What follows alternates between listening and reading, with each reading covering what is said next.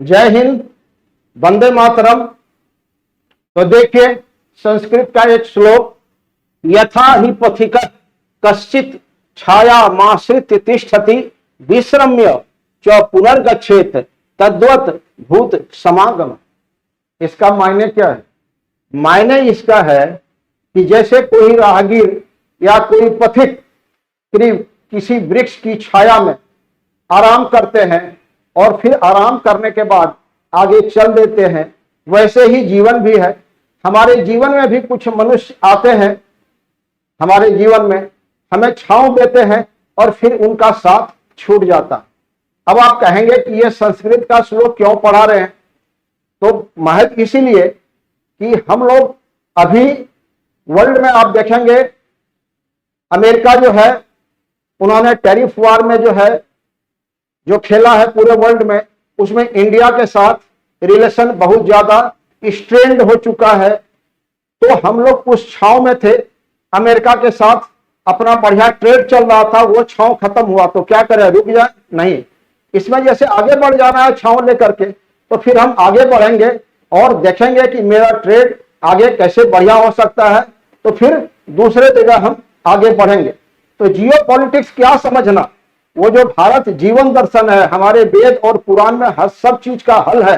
तो हम लोग क्या कर रहे हैं कि अभी हम लोग का जो है चाइना के साथ, फिर देखिए चाह रहे हैं कि ट्रेड चाइना के साथ बेहतर हो जाए, सारा प्रयास चल रहे हैं।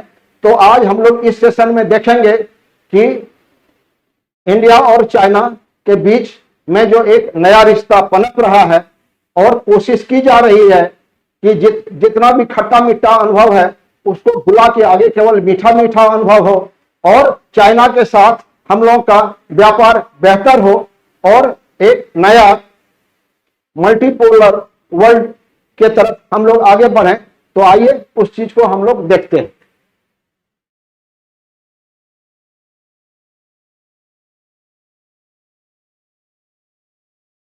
तो ये देखिए चाइना और इंडिया के बीच में, यहां देख सकते हैं हाथी, जो हम लोग का जो है कल्चरल सिंबल है शक्ति का। उसी तरह चाइना का है, देख सकते हैं आप, ड्रैगन। तो ये elephant and dragon coming together. और आपको पता है कि एशिया की जो है ये दो बड़ी शक्तियां हैं, और अगर ये मिल जाती है तो इट कैन डू वंडर, बढ़िया हो सकता है। तो हम लोग प्रयास कर रहे हैं।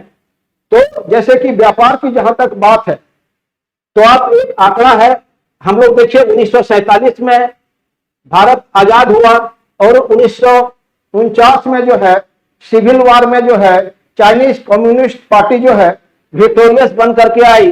तब से लेकर के हम लोग का जो है पहले जो है रिश्ता बहुत ही खराब रहा है। 1962 का जो है इंडो चाइना वार हम लोग भूले नहीं, उस युद्ध की विभीषिका को आज भी हम लोग याद करते हैं कि बहुत ही त्रासदी देने वाला था। फिर बाद में देखिए 1967 में 5 साल के बाद नाथुला स्कर्मिसेस, फिर 1917 में देखिए डोकलाम, और फिर 1920 में देखिए गलवान वैली, और 1949 में जब चाइनीज कम्युनिस्ट पार्टी वहां सत्ता में आई तो क्या हुआ कि वो तिब्बत का एनेक्सेशन हुआ, तिब्बत को उन्होंने जो है मिला लिया। तो तिब्बत जो है ये काम करता था एक बफर स्टेट की तरह। बफर स्टेट किसको कहते हैं? बफर स्टेट हम कहते हैं कि दो शत्रु शक्तिशाली राष्ट्र अगर है, जैसे एक तरफ इंडिया है एक तरफ चाइना है, उसके बीच में एक छोटा सा राष्ट्र है जो किसी भी दोनों देश के प्रति, जो शक्तिशाली देश हैं एक दूसरे के प्रति शत्रुता रखते हैं, उसके तरफ जो है उनका अलाइंड नहीं है, वो जो है मौन धारण किए हुए है। तो उस कारण से क्या हो रहा था, ये हो रहा था कि डायरेक्ट जो है बॉर्डर का कॉन्फ्लिक्ट बहुत थोड़ा कम था।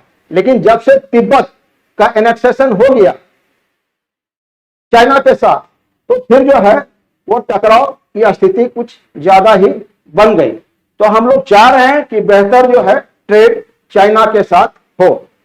आगे आइए बढ़ते हैं और क्या कर सकते हैं। तो प्रॉब्लम हुआ क्यों? आज जो हम लोग चाह रहे हैं कि चाइना से रिश्ता बढ़िया के, अमेरिका के साथ सब चीज चल रहा था ठीक ठाक, तो उसमें हुआ क्या, परेशानी कहां से शुरू हुई कि हम लोग को ऑल्टरनेटिव के रूप में देखना पड़ रहा है कि हम चाइना के साथ ट्रेड करें। तो बात बस ये देखिए, BRICS, Brazil, Russia, India, China, South Africa, तो ये जो है साउथ ग्लोबल कंट्रीज है। तो साउथ ग्लोबल जो है, ग्लोबल साउथ कंट्रीज जब हम बोलते हैं तो उसका मतलब क्या है? ग्लोबल साउथ का मतलब है कि डेवलपिंग नेशंस जो एशिया से हैं, अफ्रीका से हैं, लैटिन अमेरिका से हैं, जो कि अभी इमर्जिंग इकोनॉमिक कंट्रीज हैं, अभी डेवलपमेंट उनका हो रहा है, तो उनके हितों को देखते हुए यह संगठन बनाया गया है। वही है, ब्राजील है, रशिया है, इंडिया है, चाइना है और साउथ अफ्रीका है। तो उसमें से अगर आप देखेंगे तो ये लोग चाहता क्या है कि एक दूसरे जो है, ये सब जो डेवलपिंग नेशंस हैं, तो इनका जो अपना है एजेंडा कि उनके बीच में हम लोग इकोनॉमिक कोऑपरेशन करेंगे, मल्टीपल वर्ल्ड ऑर्डर करेंगे। इसके पहले हम लोग सेशन में देख चुके हैं कि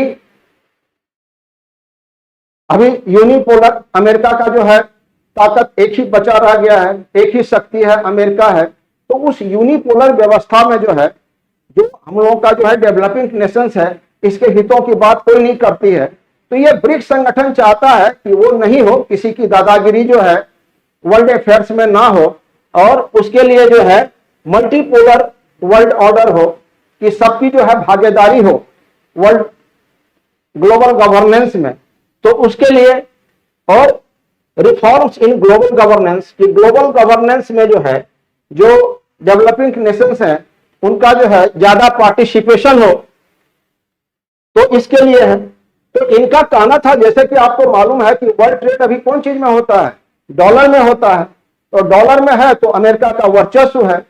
तो ये जब ब्रिक्स सम्मेलन अभी हुआ था ब्राजील में हाल फिलहाल, जहां आप देखे होंगे कि ब्राजील के जो है लूला साहब थे, अपना जो है इंडियन प्राइम मिनिस्टर भी वहां गए हुए थे। तो वहां हो रहा था कि आपस में हम लोग का जो है ग्लोबल साउथ कोऑपरेशन की बात हुई थी।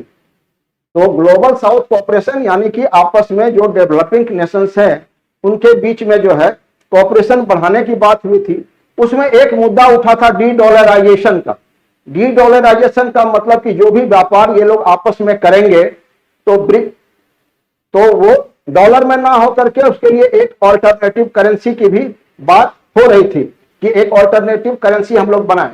तो इन सब चीजों से जो है अमेरिकन प्रेसिडेंट जो है ट्रंप साहब खासे खपा थे कि अगर डॉलर पर निर्भरता डेवलपिंग नेशंस का कम हो गया तो फिर अमेरिका का वर्चस्व खतरे में पड़ जाएगा। तो इस कारण से उनका जो है, उनकी भ्रिकुटी तनी। और खास करके आप देखेंगे अगर ब्राजील को हटाइए और साउथ अफ्रीका को, तो RIC, रशिया, इंडिया, चाइना। तो रशिया जो है एक यूरेशियन कंट्री, यानी आधा यूरोप का और आधा रशिया का, और सॉरी आधा यूरोप का और आधा एशिया का, और इंडिया और चाइना जो है एशियन है। तो ये RIC, इसमें आपको पता है कि ये तीनों जो है बहुत ही पावरफुल हैं, रशिया, इंडिया और चाइना। और अगर इनकी तिगड़ी काम कर गई तो it will be a threat to USA and its dollar. तो इसीलिए हर हाल में ये चाहते हैं कि ऐसा नहीं हो।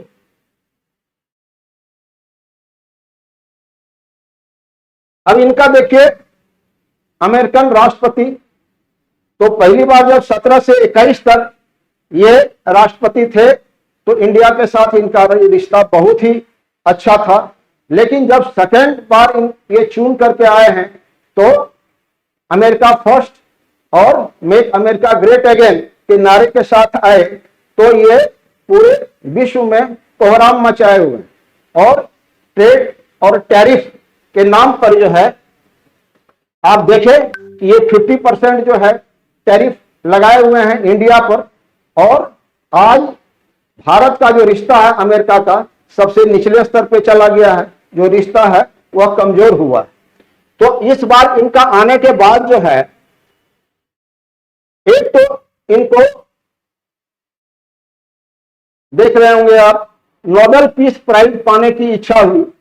तो इनके मन में आया कि जहां जहां भी लड़ाई झगड़ा है सबको बंद करावे और सब लोग हमको रिकमेंड करें और मुझे नोबेल पीस प्राइज मिल जाए। हम भूले नहीं हैं कि इंडिया पाकिस्तान का जो अभी वार हुआ उसमें इन्होंने कहा कि मैंने ही इसको जो है ऑपरेशन सिंदूर को मैंने ही रुकवाया है, और वो मुनीर जो है फील्ड मार्शल या फील्ड मार्शल जो कह लीजिए, उनको बुलाया इन्होंने और रिकमेंड करा लिया कि नोबेल पीस प्राइज हमको मिल जाए।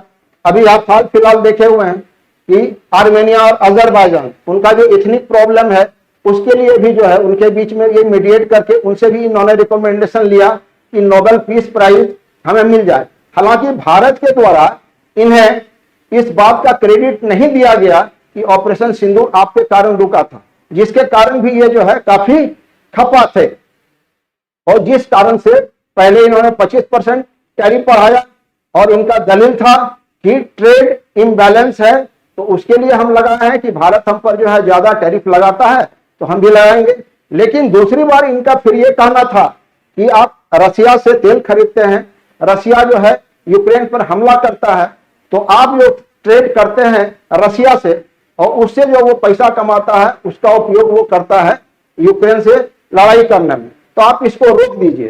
तो यानी ये इंडिया क्या करेगा, तो ये चाह रहे थे ट्रंप कि हम जो कहते हैं उस अनुसार आपको चलना होगा। हालांकि इस बात पर जो है इंडिया एग्रीड नहीं है और अभी हम जो है क्रूड ऑयल रसिया से ले रहे हैं। इनका जो कंसर्न है आप देखें, सबसे पहला अभी जो है टैरिफ है। ये टैरिफ है, ये आज 25%, फिर 50%, ये फिर 500% तक ले जाएंगे, और ये टैरिफ के बहाने जो है कमजोर करना चाहते हैं और चाहते हैं कि भारत मेरी हर बात मान ले, जो हो नहीं पा रहा है। इस कारण ये काफी खपा है। दूसरा है नो ऑयल फ्रॉम रशिया। ये चाहते नहीं कि भारत जो है क्रूड ऑयल जो खरीदता है रशिया से कि वो खरीदे। और तीसरा पाकिस्तान इश्यू, आप देखते होंगे ये बार बार जो है जब भी ये बोलते हैं कि हमने जो है ऑपरेशन सिंदूर को जो है सस्पेंड कराया, तो बार बार ये जो है बराबर में ला करके रखते हैं इंडिया और पाकिस्तान को। और इंडिया को इस बात की जो है खासी आपत्ति है कि इंडिया और पाकिस्तान को आप जो है बराबर रखते हैं, जबकि वो एक टेररिस्ट स्टेट है और पूरे वर्ल्ड में वो जो है अपना आतंकी भेज भेज करके विध्वंस कराता है। तो फिर इंडिया और पाकिस्तान को आप एक ही तराजू पर बराबर में कैसे रख सकते हैं। और एक चीज और है कि ये टैरिफ वार ही है जिसके कारण इंडिया और चाइना जो है आपस में ट्रेड करने के लिए सहमत हुए हैं, क्योंकि इनकी जितनी शर्तें हैं शायद ही कोई देश हो जो इनकी शर्तों को पूरा कर पाए।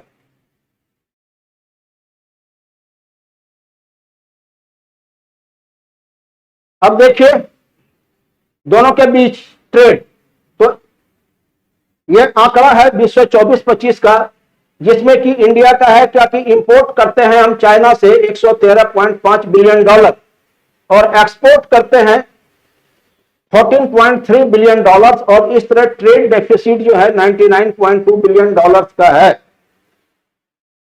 तो बात तो है क्या कि इसमें व्यापार घाटा हम लोग को चाइना के साथ है, जबकि अमेरिका के साथ जो हम लोग ट्रेड करते थे, तो हम लोग देखे थे अपने जो पिछला सेशन मैंने किया था उसमें हमने कहा था आपको कि 41 बिलियन डॉलर का जो है ट्रेड सरप्लस है इंडिया का।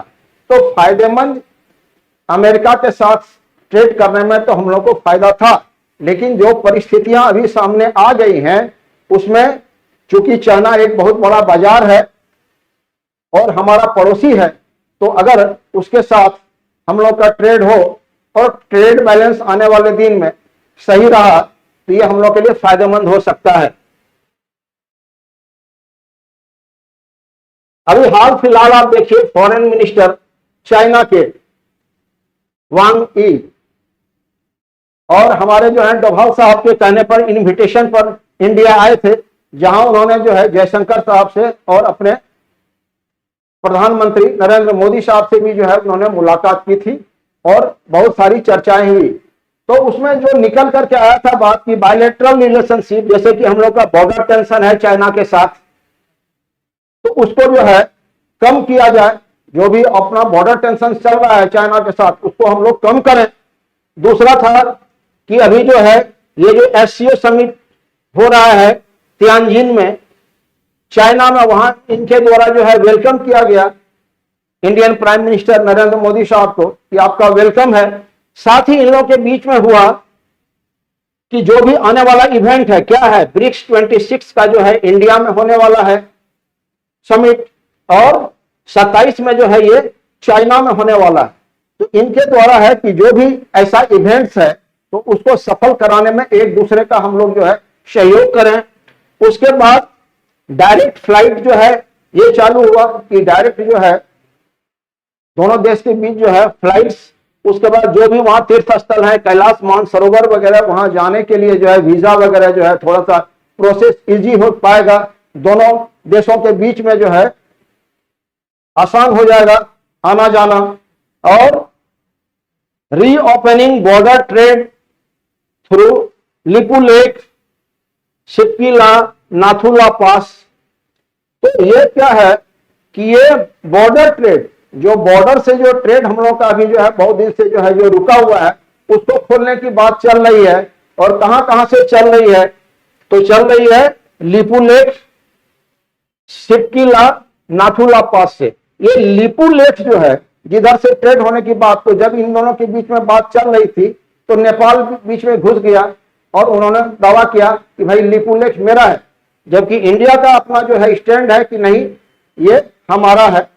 तो ये सब चलते रहता है। जब देख रहा है जैसे कि कुछ कंट्रीज हैं जैसे पाकिस्तान है, नेपाल है, इन लोगों को मिर्ची लगी हुई है जब इंडिया और चाइना एक दूसरे के नजदीक आ रहे हैं, व्यापार बढ़ाने की बात कर रहे हैं, तो इन लोगों को मिर्ची लग रहा है। और निश्चित तौर पर ये कंट्रीज चाहते नहीं कि ये दोनों आपस में मिलें। और इसमें यह भी चर्चा हुई कि जैसे अभी हम लोग जो इंपोर्ट करते हैं चाइना से, तो निश्चित तौर पर इलेक्ट्रॉनिक गुड्स है, मशीनरी पार्ट्स है, केमिकल्स है। उसके अलावा जो इन्होंने बैन कर रखा था रेयर अर्थ मैग्नेट और फर्टिलाइजर, तो इन पर से भी जो है बैन इन्होंने हटा लिया। तो बहुत अच्छी बात है। आपको पता है रेयर अर्थ मैग्नेट का जो है जितने भी हैं आपके इलेक्ट्रिक व्हीकल्स और कंप्यूटर, यह सारी चीजों में जो है इसका बहुत ज्यादा मांग है। और अभी सबसे ज्यादा जो है हाइप रेयर अर्थ मैग्नेट का ही है। तो अगर ये चाइना हमको देता है तो इससे अच्छी बात और कुछ हो नहीं सकती है।